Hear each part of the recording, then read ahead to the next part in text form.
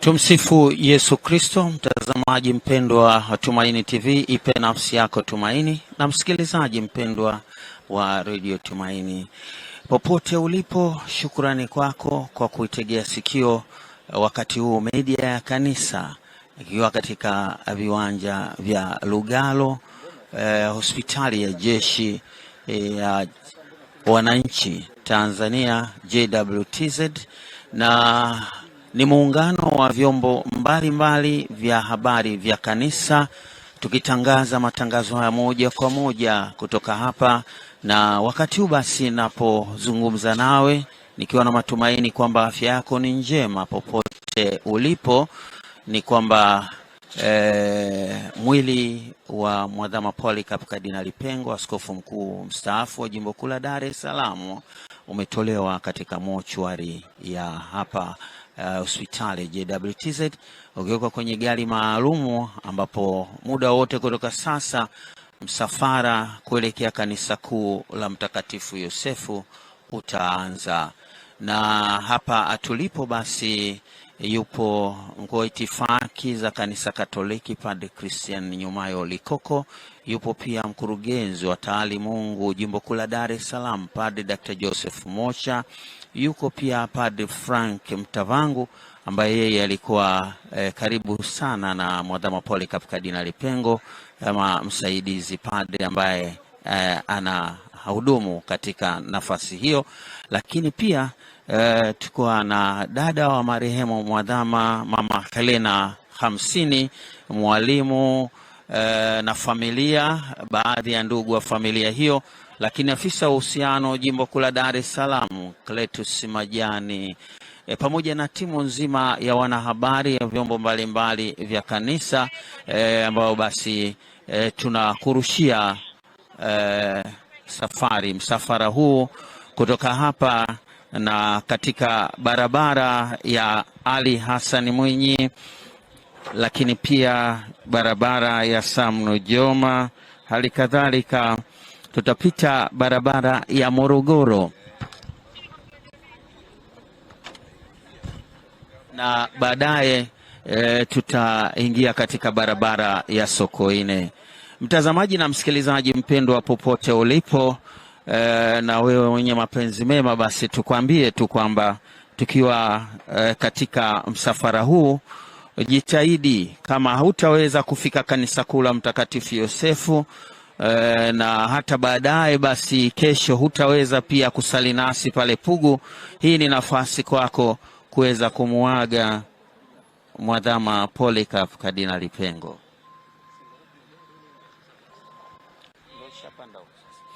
Na mtazamaji na msikilizaji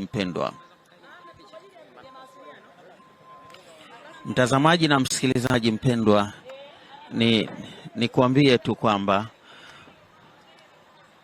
Mwadhama Polycarp Kardinali Pengo alifariki dunia Alhamis Februari 19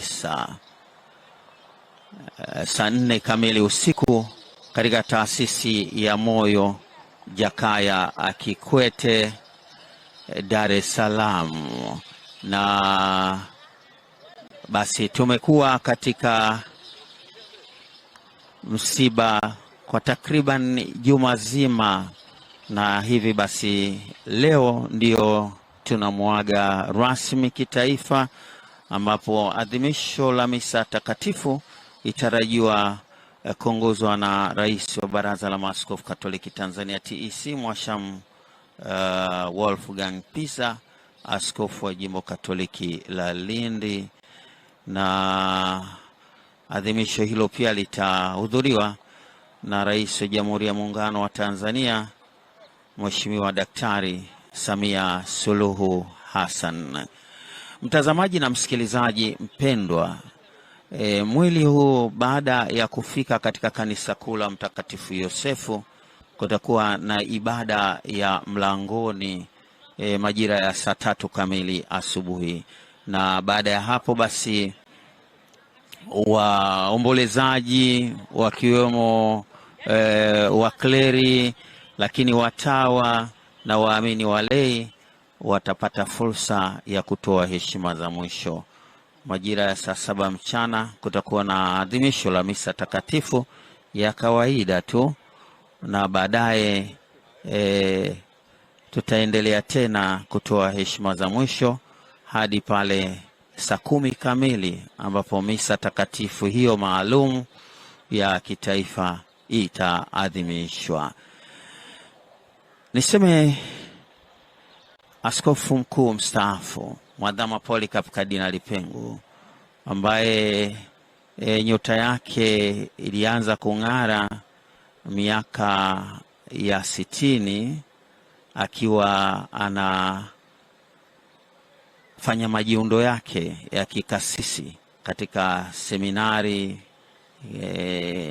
Mwazi huko Kaengesa, Jimbo Katoliki la Sumbawanga, lakini baadaye seminari kuu ya Kipalapala na hatimaye kuwa padri mwaka 1971. Aliweza kufanya utume wake katika ofisi ya jimbo kama katibu wa askofu. Wakati huo Mwashamu Karolo Msakila ndiye ambaye pia alimwekea mikono kumweka wakfu katika daraja hiyo takatifu. Baada ya hapo, baada ya miaka mitatu hiyo ndio ilitosha kufanya kazi kama padri jimboni.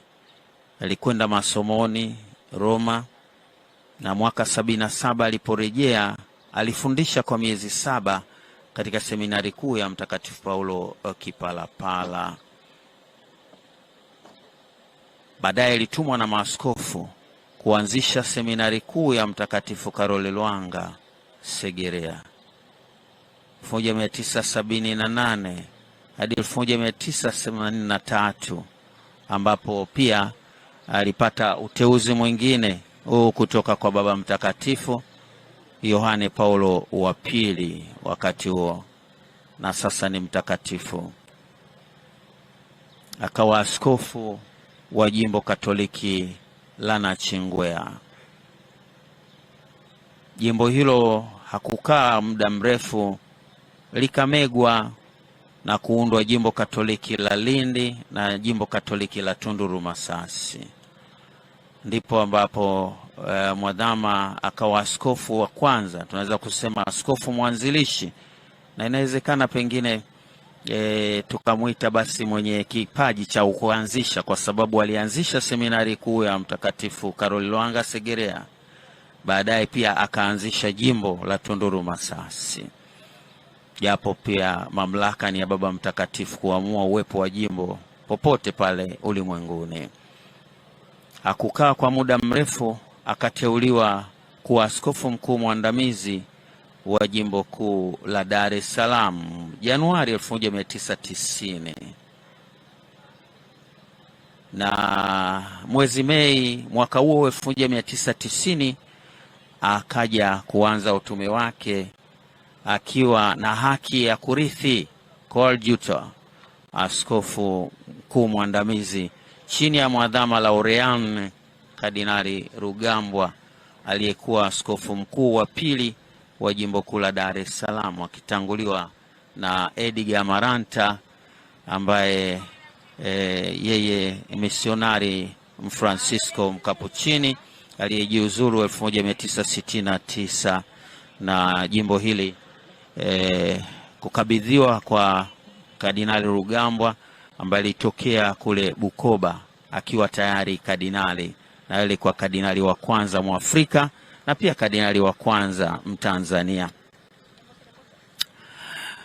Kwa hivi msafara huu unamuhusu kardinali wa pili Mtanzania Mwadhama Polycarp Kardinali Pengo, akianza utume wake jimbo kuu la Dar es Salaam, mwaka ambao pia ulikuwa wa ziara ya kitume wa kichungaji ya baba kiti cha askofu mkuu jimbo kuu la Dar es Salaam.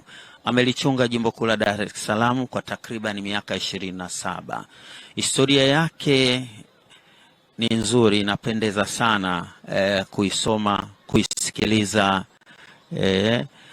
kwa sababu baba huyu, ukiondoa jubilei ya miaka 100 zinazomhusu yeye ameadhimisha jubilei zote, kwa maana ya jubilei ya fedha miaka 25, jubilei ya dhahabu miaka 50, lakini jubilei ya almasi miaka 75.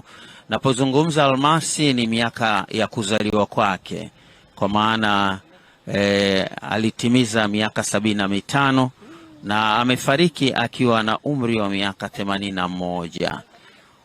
Mwadhama Polycarp Kardinali Pengo aliweza kuadhimisha jubilei ya fedha ya upadri na jubilei ya dhahabu ya upadri, lakini pia aliweza kuadhimisha jubilei ya uaskofu ya fedha, kadhalika jubilei ya fedha ya ukardinali wake. Aliadhimisha pia jubilei ya kuwa madarakani katika jimbo kuu la Dar es Salaam kwa miaka 25, jubilei ambayo nadra sana kwa maaskofu wengi kuiadhimisha, lakini mwadhama alibarikiwa kusherehekea miaka 25 akiwa askofu mkuu wa jimbo kuu la Dar es Salaam. Ni baraka, ni bahati kwake, na kama ambavyo historia inaonyesha kwamba katika familia yao alibaki yeye na dada yake Mwalimu Helena Hamsini. Awali kabla hajaolewa alikuwa anajulikana kama Helena Joseph Pengo. Mtazamaji na msikilizaji mpendwa, tuko bado katika barabara za kambi hii ya Lugalo. Tayari tumekwisha toka kule hospitalini maeneo ya mochwari VIP.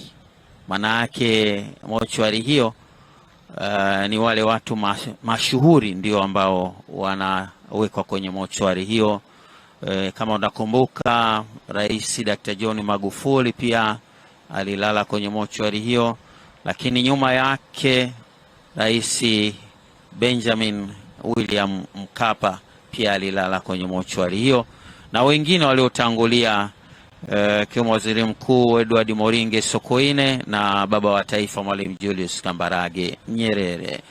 Mtazamaji na msikilizaji, tunapoelekea kwenye lango la kutokea kambi hii ya Lugalo, niseme tu kwa haraka basi tuwashukuru pia JWTZ ambao waliweza kumuhifadhi baba yetu, babu yetu, mchungaji wetu mkuu, kuhani mkuu Mwadhama Polycarp Kardinali Pengo tangu siku ile alipofariki na kuja kuhifadhiwa hapa.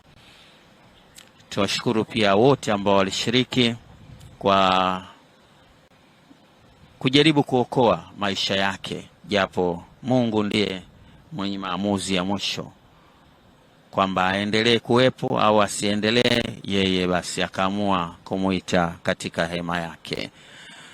Hivi tangu wakati huo basi, baada ya tangazo la askofu mkuu wa jimbo kuu la Dar es Salaam Mhashamu Jude Thaddaeus Ruwa'ichi kwa baraza la maaskofu na wakleri wote, watawa na waamini na taifa kwa ujumla kwamba mwadhama amefariki, basi tumekuwa katika msiba, na kiukweli kama ambavyo pia taratibu zinaendelea, ni msiba wa kitaifa.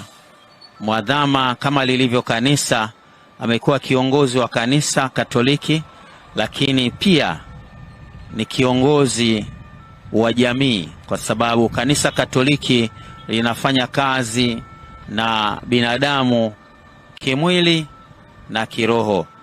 Na tunapozungumza kimwili, maana yake pia masuala ya kijamii yanaingia humo, kwa maana ya utamaduni, mambo ya uchumi, mambo ya siasa, mambo ya elimu, mambo ya afya na mengine yote unayoweza kuyataja yanaingia hapo.